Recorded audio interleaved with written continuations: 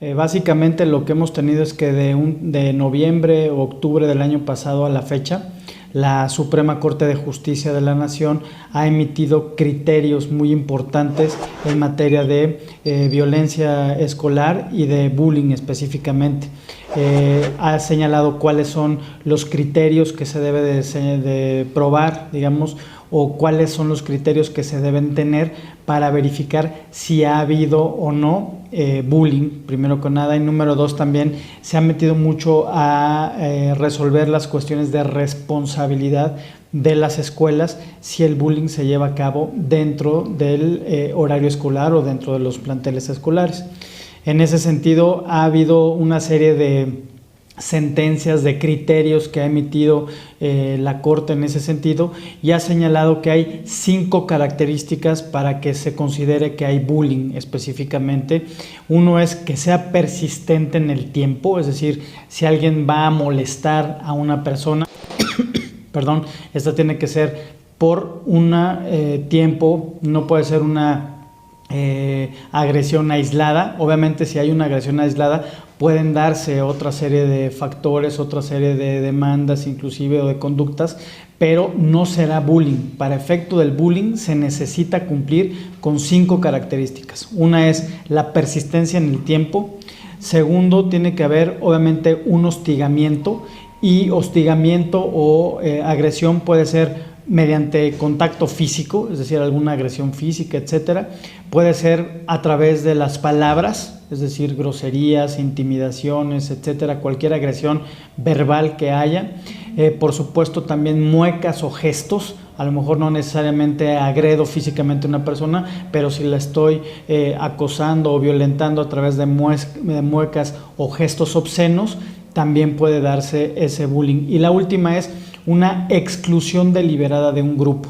Es decir, si yo aparto de forma deliberada a una persona de un grupo o se le excluye, también eso es una forma parte de lo que se considera bullying. De tal suerte que si hay una persistencia en el tiempo, si existen estos contactos físicos, estas palabras, etcétera, si hay un daño físico o psicológico derivado de eso, y además existe un nexo causal, así dice la Corte, entre el bullying y este daño físico, entonces, es decir, que derivado de esas muecas, de esos gestos obscenos, yo estoy persistentemente molestando a una persona o agrediéndola, y hay un nexo causal entre el daño que está sufriendo y esas conductas, por supuesto que hay bullying. Por ejemplo, una persona que se retrae, una persona que ya no quiere ir a la escuela porque le están molestando consistentemente, ahí se demuestra este nexo causal, es decir, me provocan esas agresiones cierto temor, cierta angustia, que justamente hay un daño y una relación directa entre esas agresiones y la violencia. Y por supuesto, lo más importante para que también haya bullying como tal, es que haya una negligencia del centro escolar o de la escuela en la atención del bullying. Si un maestro dice, no pasa nada, déjenlo, o esto es algo aislado, etcétera, por supuesto que puede haber consecuencias y muy graves. ¿Por qué? Porque la negligencia o la omisión por parte de la escuela ya también está siendo castigada. ¿Y cómo está siendo castigada? Pues no siendo responsable del pago de daños y perjuicios en caso de que la escuela no tenga un protocolo o procedimientos para atender este tipo de violencia.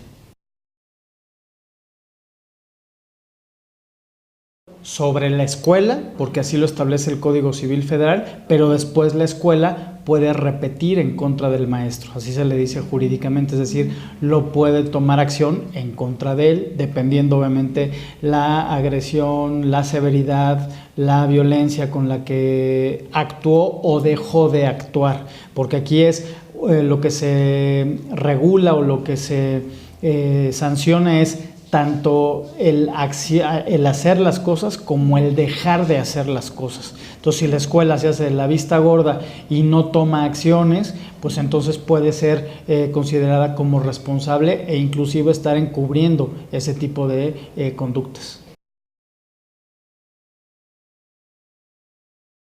La propia Suprema Corte de Justicia, en estos precedentes más o menos ha habido como 15 precedentes o 20 sentencias específicamente de bullying y específicamente de responsabilidad de las escuelas, señala que las escuelas, para no serse, consideradas responsables de un caso de bullying, tienen que cumplir con 5 circunstancias muy importantes o 5 cuestiones. La primera, tienen el deber de proteger a los niños, ¿sí? Primero que nada.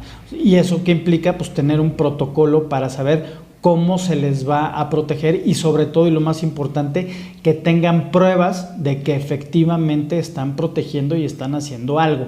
No solamente es un discurso de decir yo aquí se les protege, no, tienen que enseñar con pruebas suficientes que están protegiendo al menor, porque si no tienen pruebas y no lo logran hacer en un juicio, van a ser consideradas responsables por cuestiones de omisión. ¿Eso qué significa? Que tienen que protegerlo de toda forma o perjuicio o abuso, tanto físico como mental, de descuidos o de tratos negligentes, de malos tratos, de explotación, incluido el abuso sexual. Entonces, incluso si el profesor sabe que alguien está siendo maltratado, pues el deber de protección se materializa en que ese profesor tendría que llevarlo con su supervisor o con su jefe inmediato superior para que se active este deber de protección y los procedimientos para indagar qué fue lo que pasó, etcétera, etcétera, etcétera. Por el otro lado, también se señala que deben de actuar con diligencia. ¿Por qué? Porque tienen menores a su cuidado. Entonces, no pueden no tener protocolos, no pueden no tener procedimientos, no pueden no capacitar a sus profesores, incluso a los propios niños, porque si no, por la naturaleza de su función, ellos se están poniendo o tienen a cargo de las personas más delicadas en términos jurídicos también, que son los menores.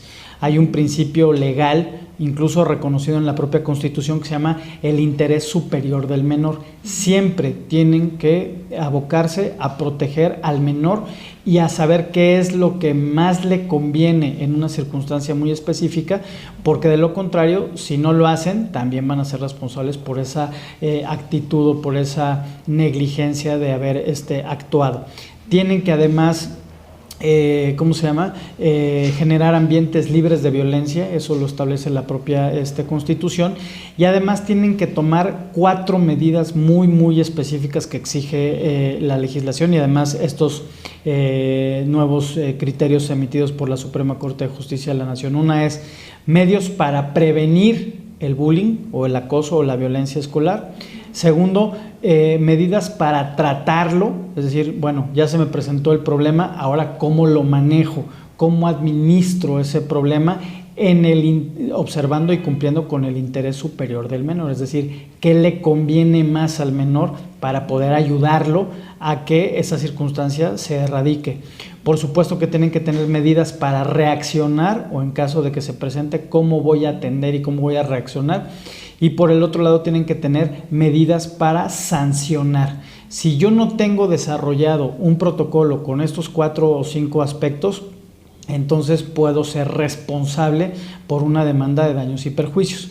Y obviamente también lo que exige, de acuerdo con estos criterios, es que tienen que generar indicadores que demuestren que van avanzando en la aplicación de métodos y procesos para evitar la discriminación y la violencia. Es decir, no solamente, por eso les digo, aquí tenemos una escuela libre de violencia y de no, sino un juez puede exigir y puede verificar cuáles son esos indicadores, es decir, en dónde se demuestra fehacientemente que la escuela va avanzando y qué ha hecho para prevenir, para tratar, para reaccionar y para sancionar un caso de bullying o de violencia escolar. Si ellos no cumplen con esto que estamos mencionando, lo que puede venir es que un padre o un tutor, quien tenga la responsabilidad sobre el menor, demuestra o presenta una demanda civil por daños y perjuicios. La consecuencia es que la escuela pueda ser condenada al pago de daños y perjuicios. Y pues obviamente ya hay precedentes de escuelas que han sido multadas o sancionadas, mejor dicho, no multadas, sino sancionadas por más de 1 o 2 millones de pesos por haber sido negligentes en el trato. Número 1.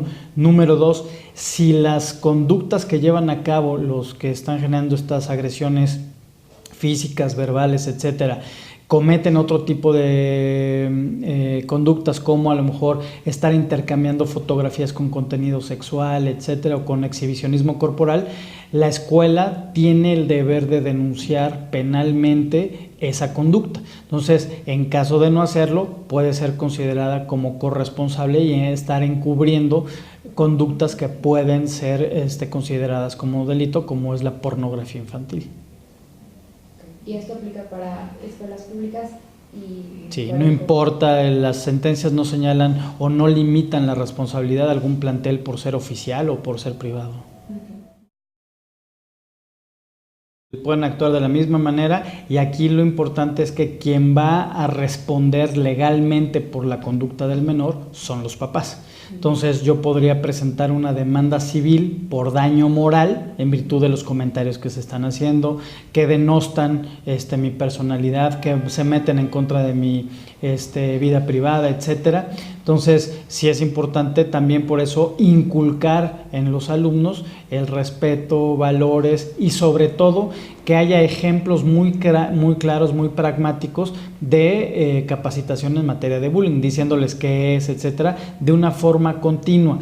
No existe un programa, digamos, cotidiano, etcétera, en donde se atacan este tipo de problemas. Entonces, yo creo que es una de las medidas de prevención que la escuela debe de implementar para decir, ok, no se vale el bullying o la agresión entre pares, ¿no? Entre los mismos alumnos, pero tampoco entre alumnos hacia maestros y por supuesto tampoco de maestros hacia alumnos. Es decir, ese triángulo que luego se conforma, es importante que esté armónico y que sea en todos lados. Por eso la capacitación es muy importante y señalarles que todo mundo tiene el derecho a la dignidad. Nadie se puede estar violentando a otra persona independientemente de su carácter o que inclusive en algunos casos hasta den pie para eso, ¿no?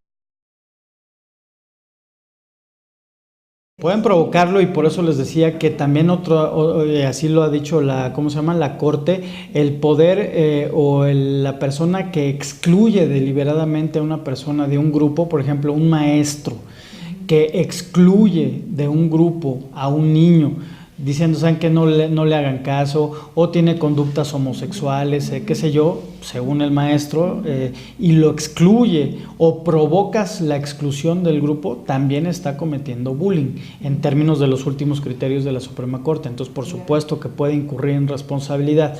Por eso es importante que si hay conductas especiales o que tienen algún tono, el profesor sepa cómo tratar ese caso para que no sea considerado responsable y no meta a la escuela en un problema de daño moral o en un problema civil.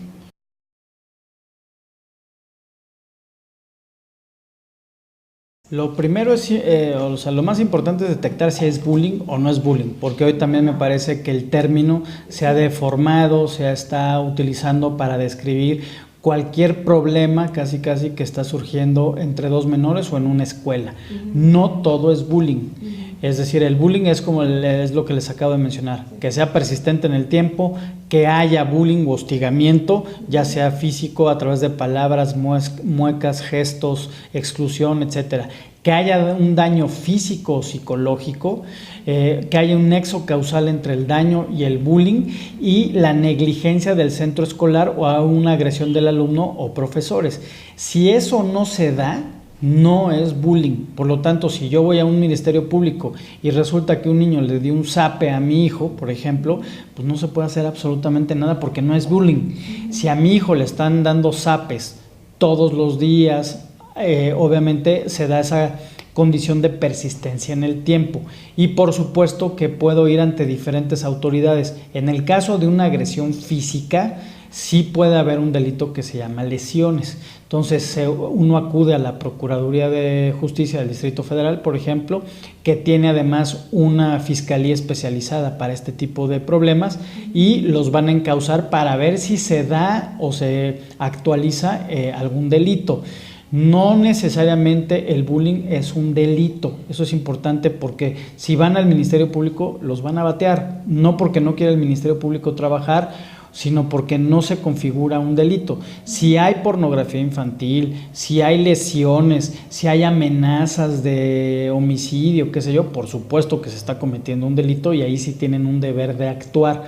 Pero si es una agresión física y se trata de estarse burlando, por ejemplo, de una persona, la ridiculizan en redes sociales, la hostigan en redes sociales, lo que procede es una demanda por daño moral ante el Tribunal Superior de Justicia de cada uno de los estados, o en este caso en la Ciudad de México. Entonces, no todo es delito, no todo es bullying, sino es importante saber qué tipo de conducta, y para eso es muy recomendable que acudan con un especialista para que les pueda ayudar a clasificar qué es lo que está pasando y tomar acción, ya sea en contra de la otra persona que está provocando eso o en contra de la escuela si es que lo toleró y no hizo nada. Pero es muy importante que recuerden una cosa: si no tienen pruebas, pues no van a poder sostener ni una investigación penal o criminal, ni tampoco un daño moral. Lo más importante en el caso del bullying es que se tengan pruebas. ¿Qué tipo de pruebas? Pues videocámaras, por ejemplo, videos, mensajes a través de redes sociales, mensajes a través de WhatsApp y estas mensajería instantánea, obviamente pruebas psiquiátricas, pruebas psicológicas para saber si de verdad ese zape que le están dando está provocando que el niño sufra algún tipo de daño. Si le dan un zape y no le pasa nada, no está alterando su vida, no hay una afectación, pues obviamente tampoco va a haber ni siquiera un daño moral.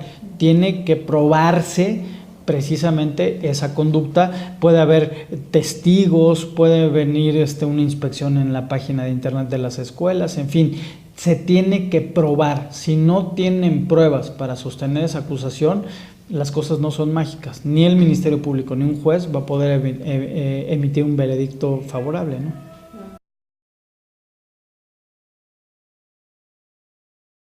Sí, el hecho de que le pongan la palabra ciber no significa que requiera una regulación específica.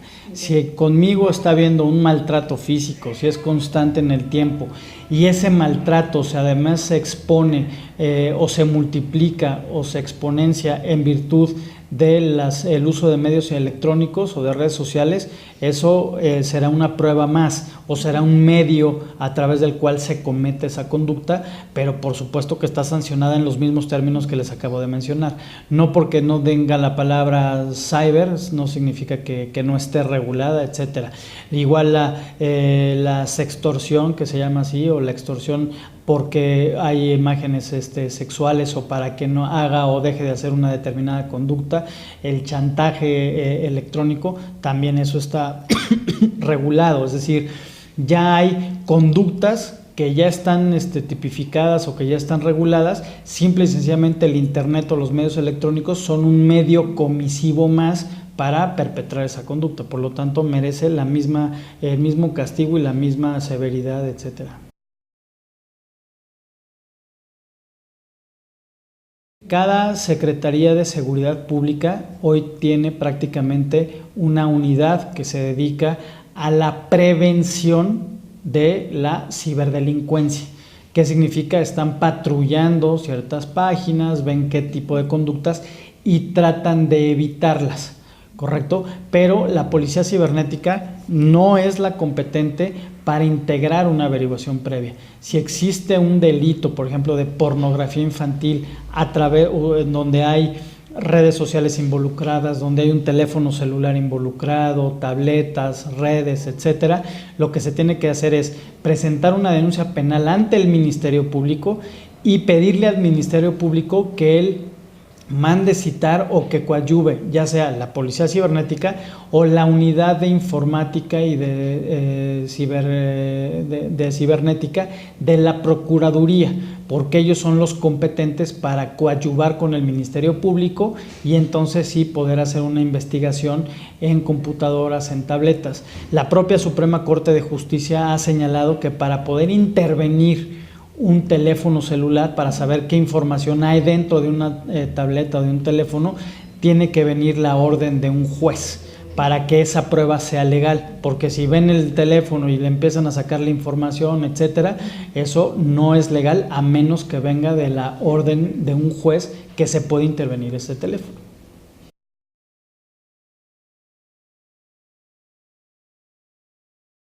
Le puedo poner un screenshot, por ejemplo, le puedo pedir a un notario que dé fe que ese documento, que ese comentario o imagen o lo que sea existe. Le debo generar un respaldo para que eso quede, valga la redundancia, quede como evidencia. Pero si voy a presentar una denuncia, tengo que presentarle ese teléfono al Ministerio Público. El Ministerio Público le pide a un juez que le dé autorización para intervenir, y entonces sí, la policía cibernética o la unidad de informática de la Procuraduría abre el teléfono, genera una imagen forense, se llama, y entonces esa cadenita de custodia o esa cadena procesal o probatoria va a servir para tener una prueba que puede ser tomada en cuenta. En cambio, si yo saco el teléfono y le empiezo a meter mano y saco las imágenes y las aporto como prueba, esas no van a ser prueba legalmente hablando. Entonces sí es muy importante tener mucho cuidado en cómo se prueba para poder tener un resultado favorable.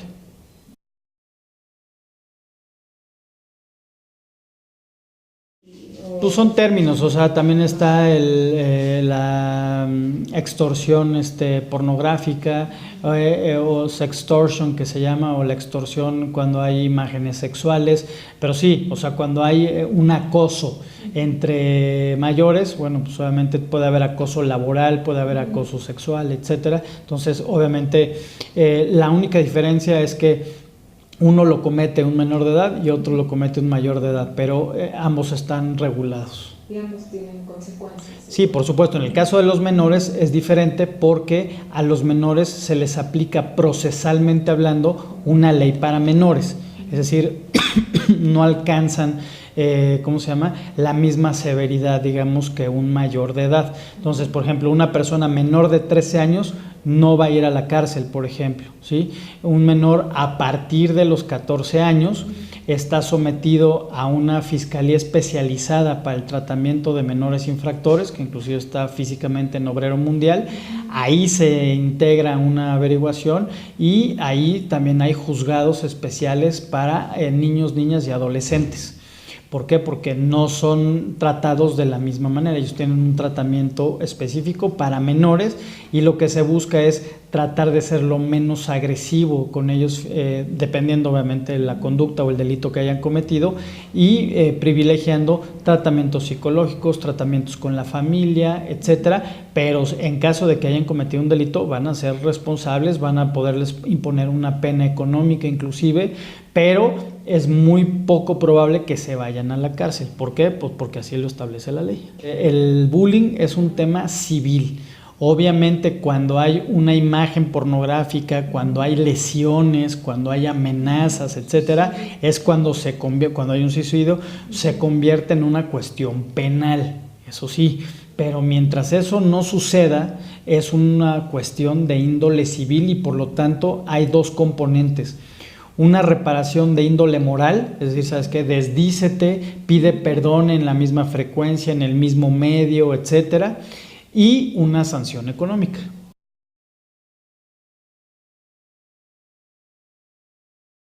Pues la probabilidad siempre será que tengas pruebas y que se tipifique la conducta. Insisto, y perdón otra vez el ejemplo, si yo le doy una cachetada a un zape, me van a regañar, me pueden suspender, podré no estar en la escolta, podré lo que fuera, pero no va a pasar de ahí. Es decir, si es una conducta mala, sin duda, ¿se tiene que castigar? Sí, pero eso no es bullying. Si yo me la paso burlándome de todos y consistentemente los estoy molestando y a partir de ahí les provoco un daño psicológico, entonces sí es bullying y entonces sí se tiene que atacar. ¿De qué va a depender el éxito? De una cosa muy importante y son las pruebas. Si no hay pruebas contundentes de la negligencia de la escuela, de que no hay protocolos, de una serie de cosas que ya platicamos, pues entonces el asunto no va a prosperar. Si se tienen pruebas, por supuesto que van a prosperar.